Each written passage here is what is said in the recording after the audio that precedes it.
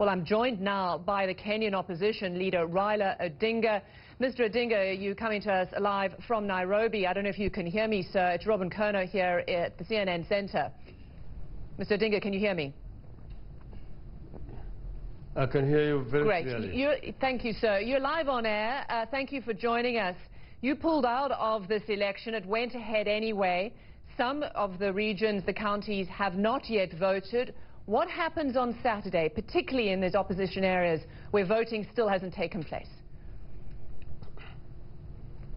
Well, the Electoral Commission had told the people that they have a choice to participate in the vote or to boycott if they wanted to. And the people of those regions they're talking about opted not to participate in the vote. They opted for a boycott. And we don't know the reason why the government is trying to force them to participate in the elections. So we think that the government is just trying to get an excuse to brutalize the innocent people of those regions. In terms of what happens next after Saturday, what happens in the next week when results are counted, when election results are possibly announced? They're likely they will give Mr. Kenyatta the presidency because of this boycott. How will you and your supporters react? You see, this is just a sham because it has basically removed the lid off the can for what Mr. Kenyatta has been claiming, because hardly 25% of the people turned up to vote yesterday. They are now trying to doctor the figures to increase it. But according to the KIMS kits, which were used to biometrically identify the voters, only 3.5 million people participated in the voting yesterday. That is just about 20% of the total registered voters. So that shows basically that the people don't have confidence. It is a vote of no confidence in the government of President Kenyatta. And if I were him, and I know that in most democracies, he would actually resign or step aside.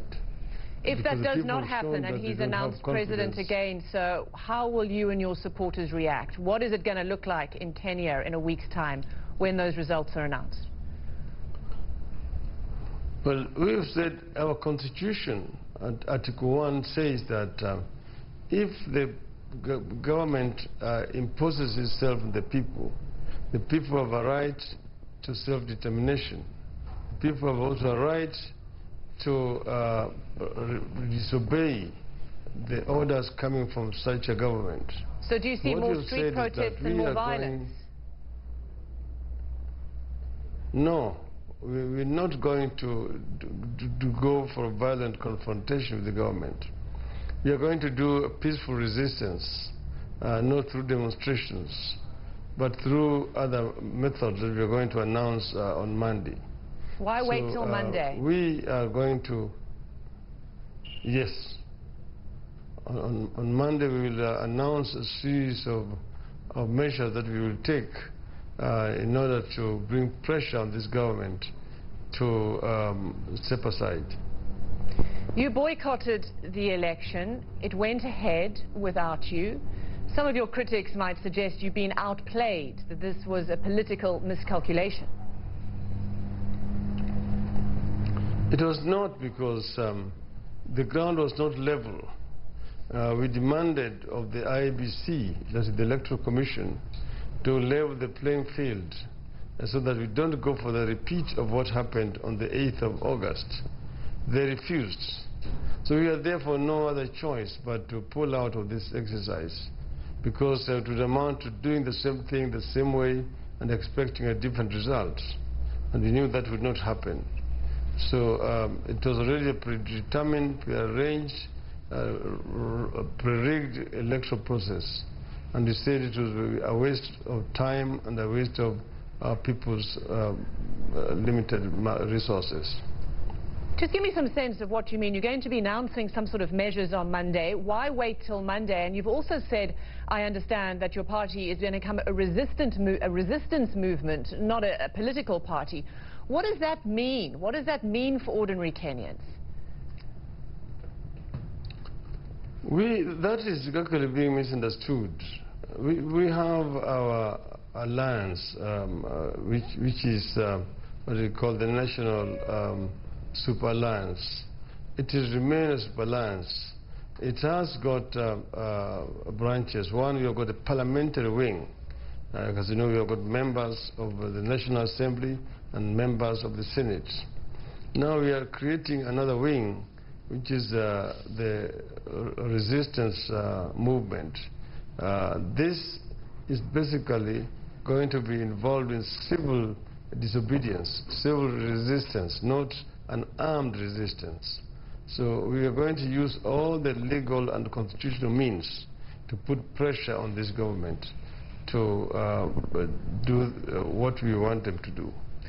Aren't you then setting up a confrontation? Again, the possibility of direct confrontation. You say it's not an armed resistance, but I mean, many people would submit that the government of Uhuru Kenyatta would see it as that. No, certainly not. We're going to use the legal means. As you know that our constitution allows for picketing, for striking, for peaceful processions, for protesting and so on, and for boycotts. So we have several other means which are legal and constitutional at our disposal, which we will bring into play to put pressure on this government. Many ordinary Kenyans are tired, there's voter fatigue, they want jobs, they want to go back to their ordinary lives, and they're caught up in this swirl of political crisis that seems never-ending, many of them say to me.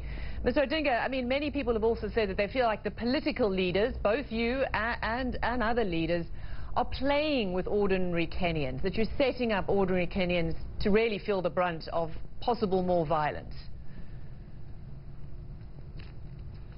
The ordinary Kenyans are actually very, very tired of this regime, a regime that is discriminating against them on the basis of their ethnicity, a regime that is practicing corruption, which has actually messed up the economy of the country. The cost of living is so high and unaffordable for many Kenyans. Unemployment is running at 40%, particularly among the youth and the young. The women folks are not feeling that they are properly integrated in the society. So these are the reasons why the Kenyans want change. And the language that Kenyans are talking about, every other Kenyan you meet will tell you, we want change, we are tired. And that's the reason why our movement is very relevant to the people, because we are championing the cause of the majority of the Kenyan people. Uhuru Kenyatta has suggested that you two talk, that he's offered up a willingness to have discussions. Would you? Well, we had suggested talking before the poll. They rejected it. Instead, they were saying that we are looking for the half a loaf. In other words, that we were begging for inclusion in the government. We said no, we only wanted to agree on the ground rules for these elections. And they refused to talk to us. We have always said that we are always ready for a dialogue. But right now we are saying what we are ready to talk about is how a proper election can be held within the next 90 days. That is the only thing that we are ready to talk about. Raila Odinga, live from Nairobi, Kenya's opposition leader. Thank you very much for joining us here on CNN.